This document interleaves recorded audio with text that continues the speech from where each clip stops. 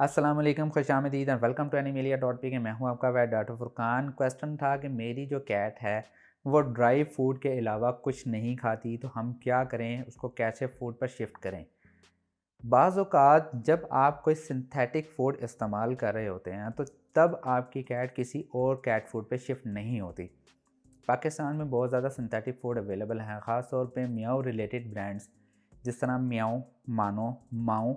Miao mix को छोड़ के, मियाओ मिक्स सिंथेटिक फूड नहीं है, नेचुरल इंग्रेडिएंट फूड है और ये यूएसए का ब्रांड है। बाकी जितने भी मियाओ, मानो, माओ, माओ, साओ, इस तरह के जो फूड्स हैं वो सारे के सारे सिंथेटिक फूड्स हैं।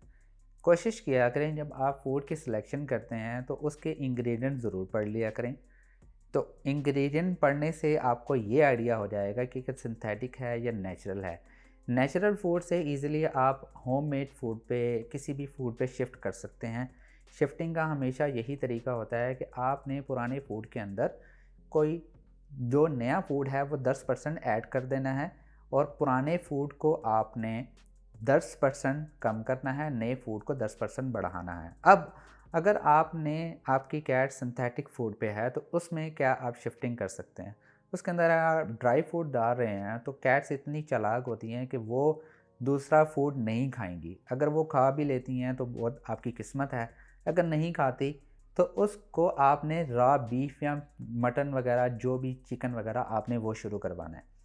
राब जितने भी आपने इंग्रेडिएंट हैं वो इस्तेमाल करवाने का यही तरीका है कि आपने पहले फ्रीज़ करना है 48 घंटे तक उसको, फिर एक नॉर्मल टेम्परेचर बाहर निकाल के छोटे छोटे उसके केबल्स जस्ट लाइक जैसे कि कैट फूड के दाने होते हैं वैसे बना के उसके फूड के अंदर मिक्स कर लेने हैं।